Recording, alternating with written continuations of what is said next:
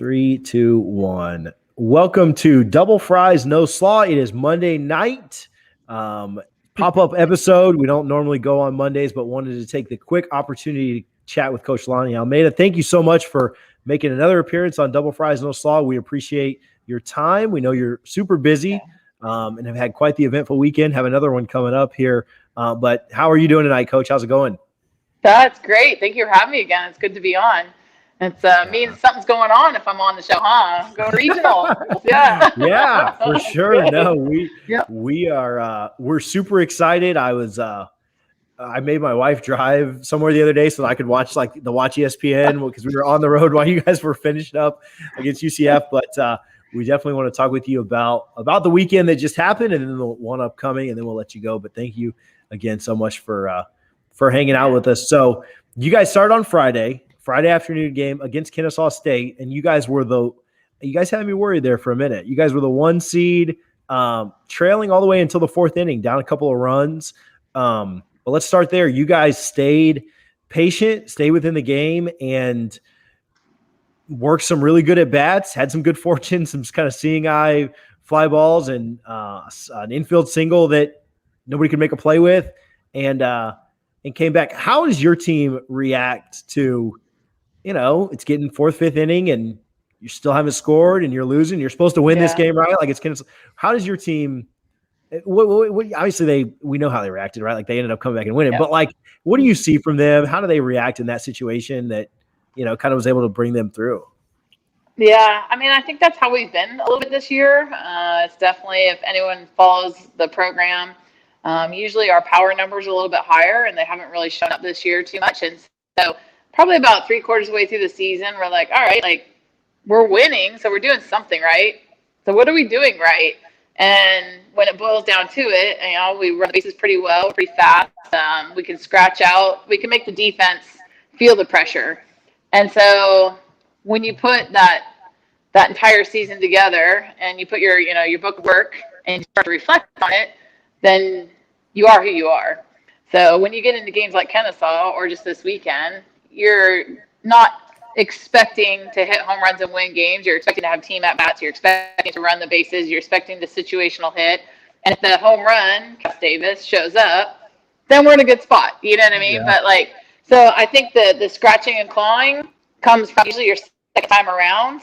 So when you see the pitcher the second time around, every pitcher at this point is going to be really good.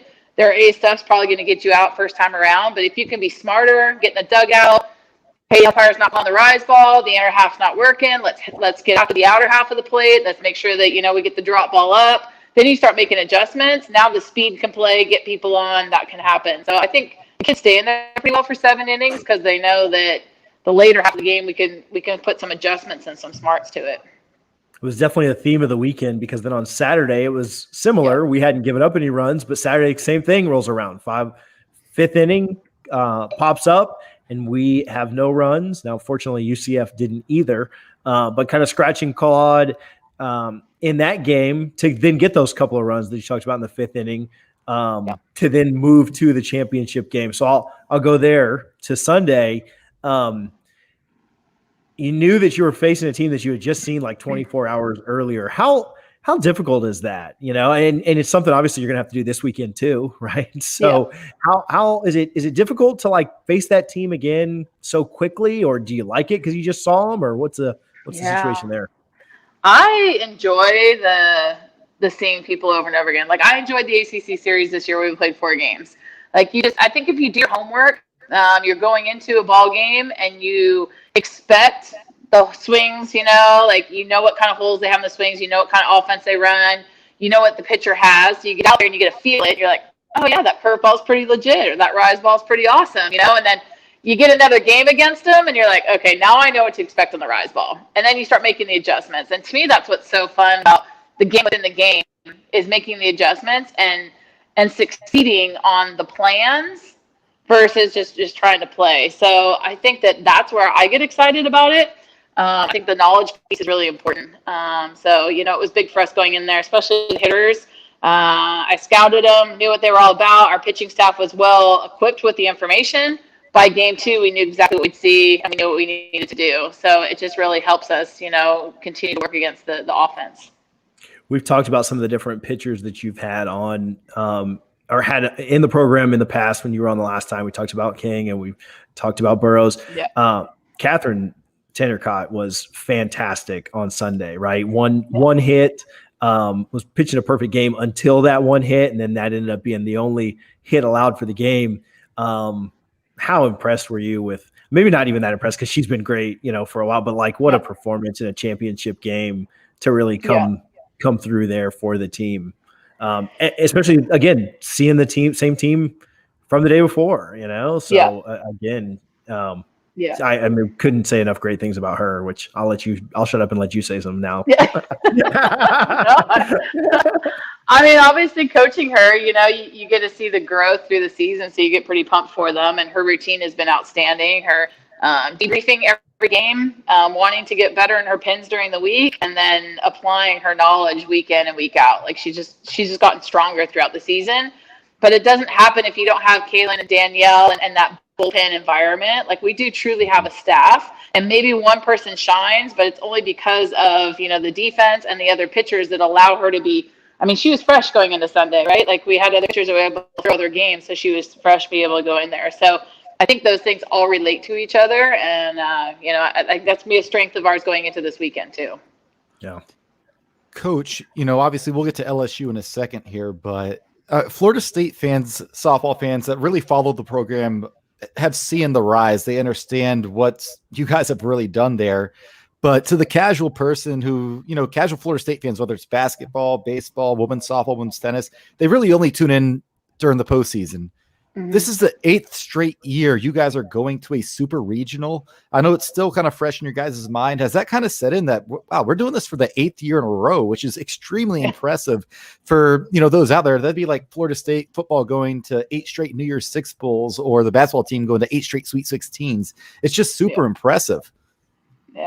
Yeah, thanks. Yeah, it's I mean, I think when your goals are that, you don't, you're like, hey, we're here now. Like, so, we want to be one of the 8 teams now. We want to be Oklahoma City. But, when you do, and I think I probably stepped back a little bit more this year because this is the first time in 6 years that we've lost the ACC tournament. Like, it's just in my mind that we're winning the ACC tournament. But in the reality, 6 years straight of elimination tournaments and you don't stub your toe and you're winning it, like, that's pretty cool. Like, those are really, and I know that the fans expect that, but sometimes you got to step back and be like, wow, like, that run was pretty outstanding.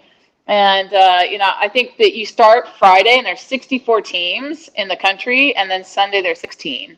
Like the amount of like opportunities to stub your toe and have a bad game or 2 bad games, it's just crazy. And then the other part is just the COVID year and everything we've gone through. It's just really cool to see the special part of championships right now. Everyone's missed it. You guys have missed it. Sports has missed it. So it just gives you that really appreciation for sport and what it had to offer. And I think we really felt that as a team too. There's been pure joy in winning games and however they're won. So yes, we're really excited about being, one of the 16. And if we can put our nose down, get to work, then again, now we're one of 8 again. And that would be really, really cool.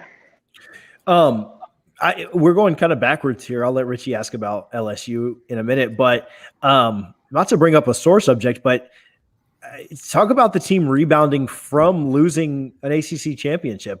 Something that, I don't want to say take for granted, but like as FSU fans, like you said, we won 6 in a row. We just like, we're just going to win the ACC. Like that's just what happens, like it's like bound in the 90s, right? Like, well, we're never losing an ACC here, So still frustrating. I'm sure if you had it all to do over again, you'd take that, but you'll certainly take the regional over the conference. But talk about your team rebounding from that ACC loss, something that none of them had ever experienced before. Yeah, well, we have 2 classes that haven't been through a season before. So you've got a freshman class and a COVID class, and we have a pretty large, but we have 16 new kids to the program. So they haven't endured a full season. So I don't even know if I did a good job really letting them know what it's all about. You're coming from club ball and high school ball where, week in and week out you just play, and it's not really like your body of work doesn't show up. Now all of a sudden you get to postseason, and like your last weekend of ACCs, we lost 1 game to Pitt, And so that was a talking point. Like, hey guys, we probably just lost a top 8 national seed. Like, do you know what that means? Like let's really talk about this, because it's one thing to go out there and grind it out every day, but when you're talking 60 games in 3 months and getting after, like, what are you doing it for? I love my team. I love it. Like, yeah, we got the big goals. Like, where do we want to go? So it's become a lot of education. How important your last 10 games are, what a 40-win season means, winning regular season championships, being in the championship game in the ACC tournament, like holding that top 8 seed. So we're not driving to Baton Rouge; they're driving to us. Like that's really what it comes down to. So the rebound part wasn't so much just about the game of softball; it was just really education about the whole season. Like, why do we do what we do? Yes, we love the game, but we all want to win at the highest level. So if we put ourselves in the best position for that, maybe that Wednesday night game or Tuesday night game, you're like, man, we need to kick it in right here because this could be a difference maker for us, So I think it was not rebound in the skill sense, but rebound in the education department on what we're doing. And that goes back to me, but it just gave me the platform to speak on it. Yeah. And obviously going to LSU, they have, a great fan base for all sports, really, to include softball. To the 2-part question here, how nice was it to have be playing in front of a full capacity stadium again, in front of friendly fans? And how difficult is that going to be? You mentioned the COVID year last year, and then partially this year with attendance restrictions, having to go play a full capacity tournament at LSU. That had to be exciting this week, and you got to be really thinking about that next week or this coming weekend. Yeah. I mean, we've already got some tweets, sent out at us. Like, we got some fans that are just ready to, bleep, bleep, bleep. And, and I'm like, wow, like what happened to we're just happy to play sports. Like, now come on and bring your, and I'm like, okay, like the game has changed. But again, I told the kids today, we won't have a lot of time to practice because we play Thursday night. So we got to turn around and get to Baton Rouge quickly. And so we're not going to have a lot of time to do it. But I know the one time we get to practice on the field, we'll definitely talk to them about, because they're going to be behind them, beside them. There's fans everywhere there, right? At our place, it's just in front of you. So something to talk about, just got to be loud in communication. But, I think you earn the opportunity to be yelled at right now, right, wrong, or indifferent, however fan bases want to be. Some are supportive, some are arrogant, some are just all over you, whatever it might be, totally fine. But you're one of 16 teams in the country trying to get somewhere. So they're yelling at you because they want their team to go. So I think, take a second look at it, be like, how cool this atmosphere is, because it means something right now. And it means something, and they're trying to get to me, we always talk about like putting people on tilt, right? Like the poker game, like, are they going to put you on tilt, or are you just going to be able to stay your game? Like, because they don't really matter to where we want to go. But yet we've earned this opportunity to have a high intense game. And I think that's really cool. Yeah, I love that attitude. Last night I was watching the Knicks and Hawks, Madison Square Garden, full arena, and the Hawks came in there. They win at a buzzer beater, and you just hear the crowd get silent. So I'm hoping that's what happens in Baton Rouge this weekend. But LSU, no unfamiliar foe. You played them in the 2017 and 2018 postseason. They got the best of us in 2017, 2018, when you guys would go on to win the national title. You had to beat them in the super regionals in Tallahassee, but for some of the older players, they remember those games. So how intriguing is it to go to a super with a team you're not in conference with, but still pretty familiar with? Yeah, definitely. I think it's great, but it's such a different team now. That COVID year has been, it's like everyone was put on pause, and now everything's just a little bit different. So I know that, they'll speak to it, but we all have to experience it together.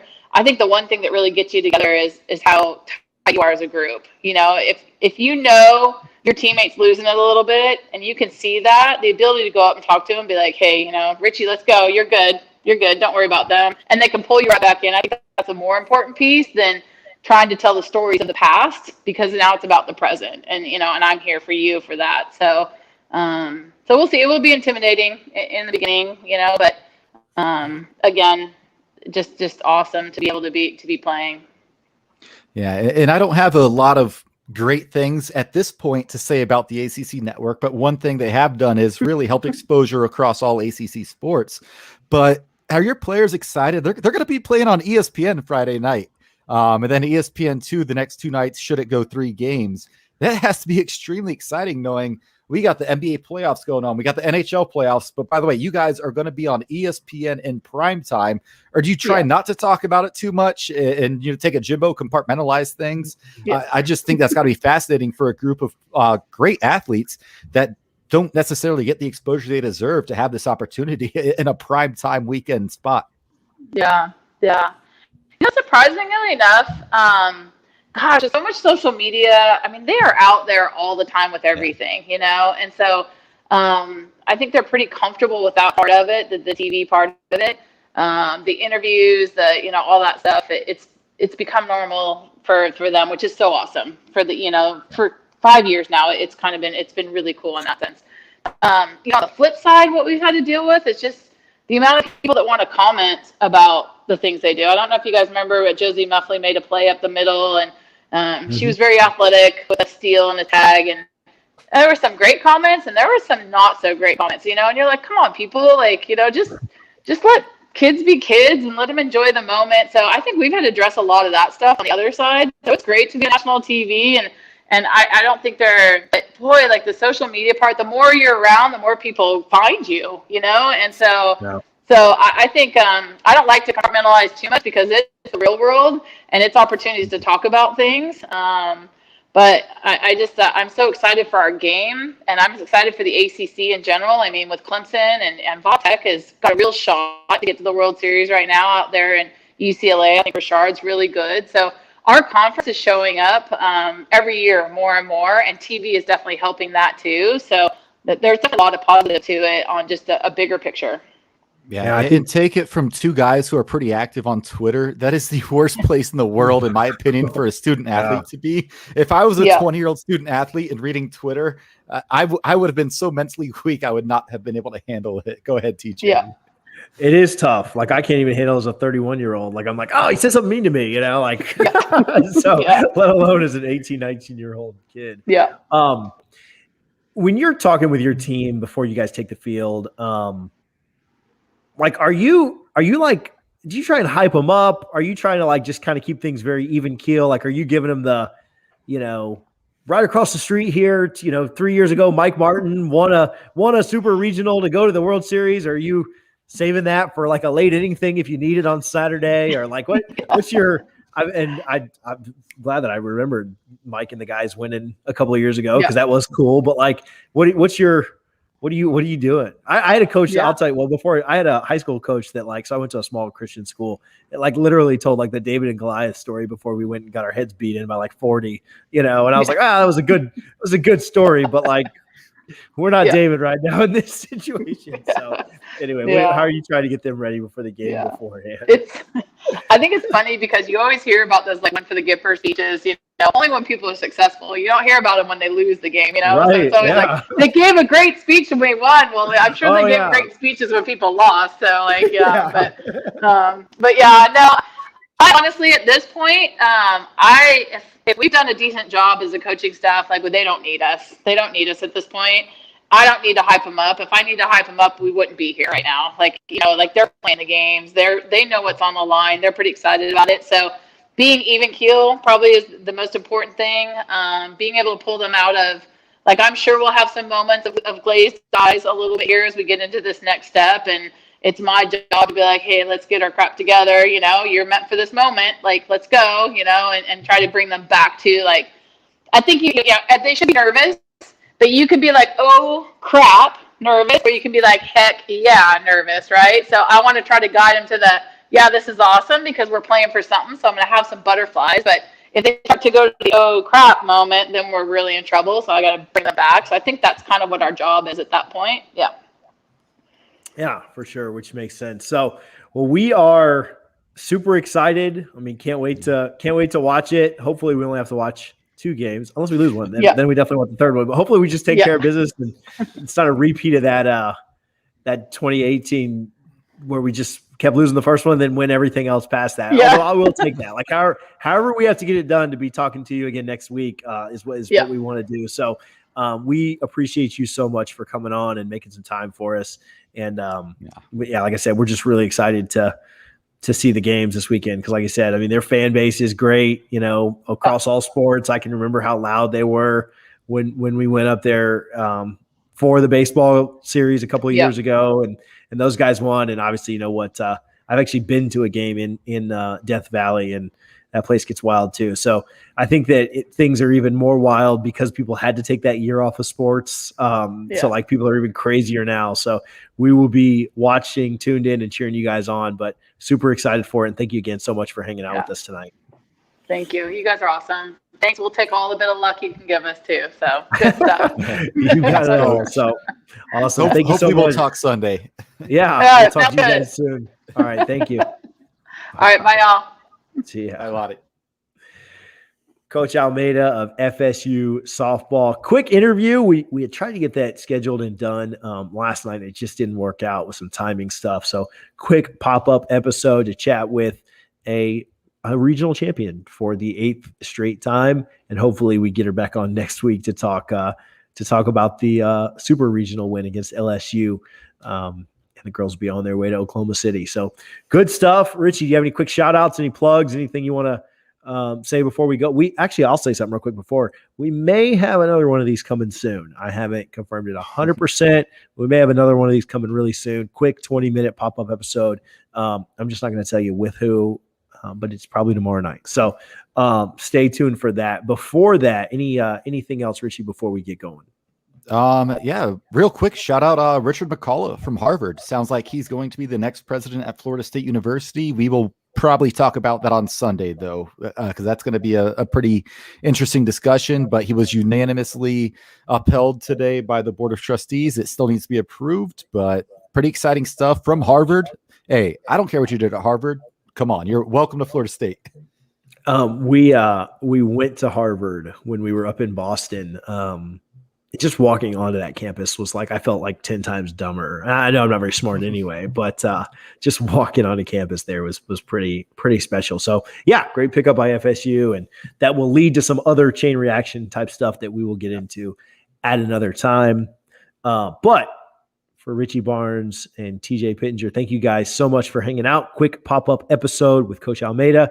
The girls actually play Thursday, Friday, Saturday. It's gotten backed up just a day than what it normally is. But Thursday, Friday, Saturday, ESPN the first night, ESPN 2 the next two Saturdays if necessary. So check them out and go Noles. Richie, I would say that I'll see you on Sunday, but I'll probably see you tomorrow night. We'll do this all over again. So thanks, guys, for hanging out, and we'll talk to you guys soon. Go Noles.